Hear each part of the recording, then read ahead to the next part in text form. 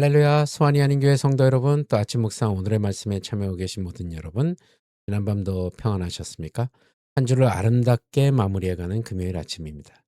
지난 며칠 동안 베풀어 주신 주님의 은혜를 기억하면서 오늘도 감사와 기쁨이 넘치는 귀하고 복된 하루가 되시길 바랍니다. 오늘 주님께서 저희들에게 주시는 본문 말씀은 고린도전서 12장 12절에서 20절까지의 말씀입니다. 그리스도 안에서 하나 된 유기적 공동체라는 제목으로 여러분들과 함께 또 은혜를 나누도록 하겠습니다. 먼저 본문 말씀 고린도전서 12장 12절에서 20절까지의 말씀 우리 한 목소리로 함께 봉독한 후에 계속해서 말씀 이어가도록 하겠습니다. 고린도전서 12장 12절에서 20절 말씀. 몸은 하나인데 많은 지체가 있고 몸의 지체가 많으나 한 몸임과 같이 그리스도도 그러하니라. 우리가 유대인이나 헬라인이나 종이나 자유인이나 다 한 성령으로 침례를 받아 한 몸이 되었고 또 다 한 성령을 마시게 하셨느니라.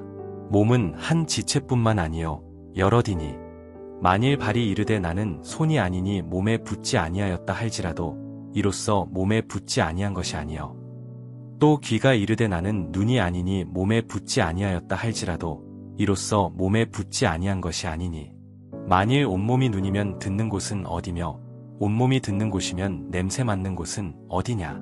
그러나 이제 하나님이 그 원하시는 대로 지체를 각각 몸에 두셨으니 만일 다 한 지체뿐이면 몸은 어디냐. 이제 지체는 많으나 몸은 하나라. 아멘. 현대사회는 끊임없이 타인과 나를 비교하게 만듭니다.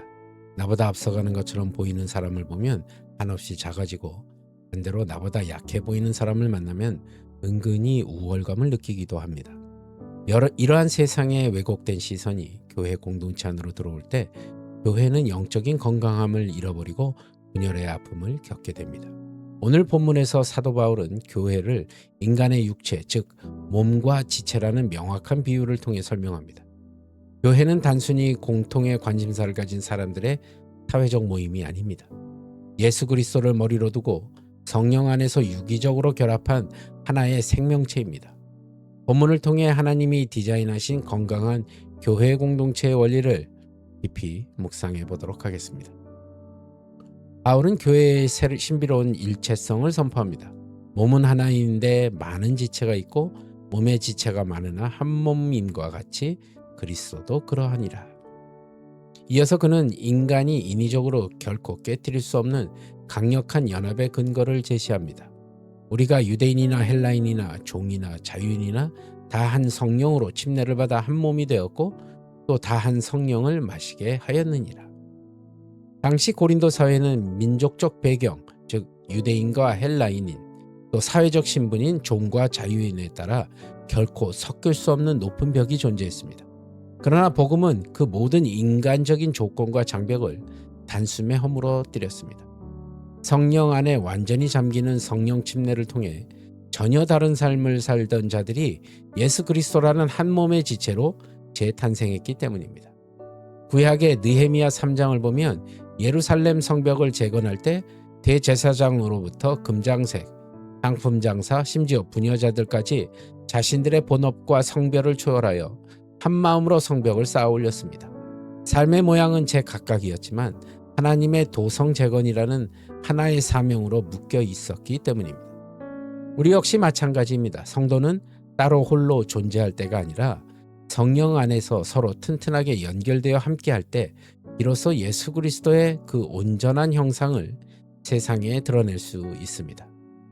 바울은 몸의 각 지체가 지닌 분리 불가능한 특성을 재미있는 비유로 설명합니다. 만약 발이 이르되 나는 손이 아니니 몸에 붙지 아니하였다 할지라도 그 생각이 어리석은 이유는 이미 발은 몸에 단단히 속해 있기 때문입니다. 교회 안에서 종종 나 같은 사람이 무슨 도움이 되겠어?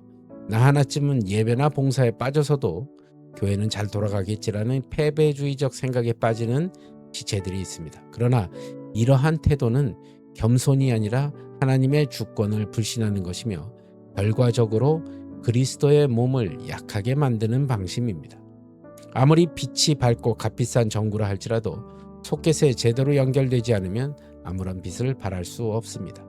전구의 본질적인 목적은 소켓에 연결되어 어두움을 밝히는 데 있습니다. 우리는 이미 예수 그리스도라는 거룩한 몸의 소켓에 플러그가 꽂힌 존재들입니다. 나는 필요 없다는 영적 고립주의를 과감히 깨트리고 공동체와 기쁘게 연결되십시오. 서로가 서로를 지탱하며 끈끈하게 연결될 때 우리는 비로소 어두운 세상 가운데 복음의 환한 빛을 발하게 될 것입니다. 바울은 만약 온몸이 눈이거나 온몸이 듣는 곳이면 어떻게 냄새를 맡고 걷겠느냐고 반문하면서 다양성이 결여된 공동체의 위험성을 지적합니다. 그리고 교회의 다양성이 존재하는 가장 결정적인 이유를 선포하죠. 그러나 이제 하나님이 그 원하시는 대로 지체를 각각 몸에 두셨느니라.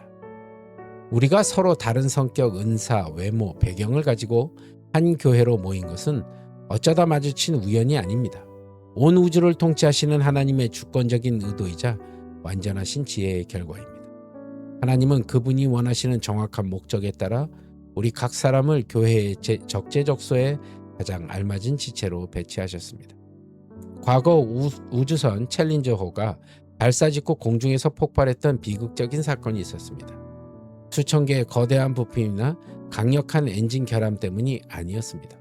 추운 날씨에 단단하게 굳어버린 눈에 잘 띄지도 않았던 작은 고무 부품 오링 하나가 제 역할을 하지 못했기 때문이었습니다. 세상의 눈에는 작고 보잘것 없어 보일지라도 그리스도의 몸된 교회 안에서 결코 불필요한 지체란 존재하지 않습니다. 그러므로 타인의 화려함을 보며 나를 비교하여 낙심할 이유도 없고 내 기준과 다르다고 해서 다른 지체를 무시할 권리도 우리에게는 없습니다. 하나님이 나를 이 자리에 지체로 두셨음을 신뢰할 때 우리는 비로소 평안을 얻고 연합의 자리로 나아갈 수 있습니다. 사랑하는 성도 여러분, 하나님은 그분의 위대한 지혜로 우리 각자를 이 교회라는 거룩한 몸의 지체로 부르셨습니다. 머리 대신 주님 안에서 건강한 공동체를 이루기 위해 오늘 우리는 두 가지 거룩한 도전을 마음에 새겨야 할 것입니다. 첫 번째는 연결의 소중함을 회복하는 것입니다. 독불장군 같은 신앙은 성경에 존재하지 않습니다. 혼자서는 결코 세상의 거센 유혹을 이겨낼 수 없고 그리스도의 풍성한 몸을 세울 수도 없습니다. 상처받을까 두려워 거리를 두던 마음을 내려놓고 기쁨으로 공동체의 목장과 예배 속에 깊이 연결되시기 바랍니다. 둘째는 다름에 대한 뜨거운 환대입니다. 내 마음에 들지 않거나 나와 스타일이 전혀 다른 성도를 교회에서 마주할 때 정죄의 시선을 거두고 이렇게 고백해 보십시오. 저분은 내게 없는 부족한 부분을 채워주기 위해 하나님이 정교하게 보내신 거룩한 선물이다라고요. 우리가 서로의 다름을 시기하지 않고 존중하며 사랑으로 단단하게 연합될 때 이 깨어지고 이기적인 세상은 우리를 통해 지금도 살아 숨쉬는 예수 그리스도의 영광스러운 몸을 똑똑히 목격하게 될 것입니다. 하나님이 나를 두신 바로 그 자리에 내게 맡기신 작은 사명에 끝까지 충성함으로 하나님 나라의 기쁨을 맛보는 복되고 귀한 성도님이 되시길 우리 주 예수 그리스도의 이름으로 간절히 축복합니다. 기도하겠습니다. 주님, 오늘도 주신 말씀을 통해 하루의 삶을 주님 앞에 올려드리오니 오늘도 주여 홀로 영광 받아 주시옵소서. 나사렛 예수 그리스도를 받들어 간절히 기도드리옵나이다. 아멘. 예, 여러분 오늘도 주 안에서 승리하시고요. 저는 내일 또 이 시간 말씀으로 여러분들 찾아뵙도록 하겠습니다. 여러분 오늘도 주 안에서 평안하십시오. 샬롬.